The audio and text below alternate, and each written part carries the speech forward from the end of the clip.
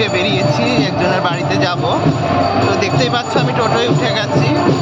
তো সামনে বিয়ের বাজনা।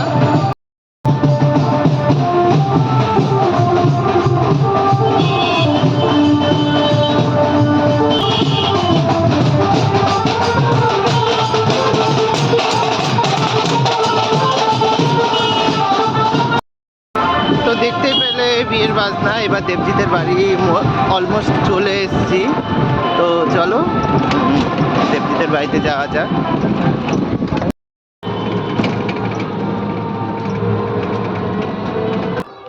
যে অলমোস্ট দেবজিতের বাড়ির কাছে চলে এসেছি। তো দেবজিতের বাড়িতে যাব। চলো সবাই সবাই তো নেই, আমি আর এই যে অতনু এসছে, এই আমরা দুজনা দেবজিতের বাড়ি যাব। যে দেবজিতের বাড়ি অলমোস্ট পৌঁছিয়ে গেছি। দেবজিতের ঘর, এই যে সেই দেবজিৎ যার বাড়িতে আসবো বললাম। এই যে প্রীতম, ওদের ঠাকুর অঙ্গরাজের কাজ করে ওরা, যে দেখতে পাচ্ছ।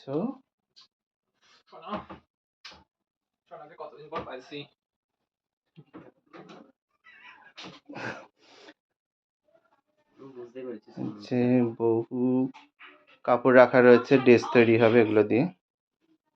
এই যে ওর বাড়ির ঠাকুর, এই যে সেই রাধা মদন গোপাল। তো ওর বাড়ি এটা সেবিত, পুজো হয় রোজই। এই যে দেখো কেমন হয়েছে ঠাকুর, সবাই কমেন্ট করে জানাবে। সবাই বলো এই দেবজিতের বাড়ির পরিবেশটা বা ঠাকুরগুলো দর্শন করে কেমন লাগলো। তো সবাই আমাকে কমেন্ট করে জানাও। তো ভিডিওটা কেমন হয়েছে সবাই আমাকে জানিও। আর গোপালটা কতটা সুন্দর লাগছে আমাকে জানিও। ওরা অঙ্গরাজ করে। তো কেউ যদি এরকম ঠাকুর অঙ্গরাজ করতে চাও আমার সঙ্গে যোগাযোগ করতে পারো। তো নেক্সট ভিডিও নিয়ে আবার তোমাদের মাঝে আসছি।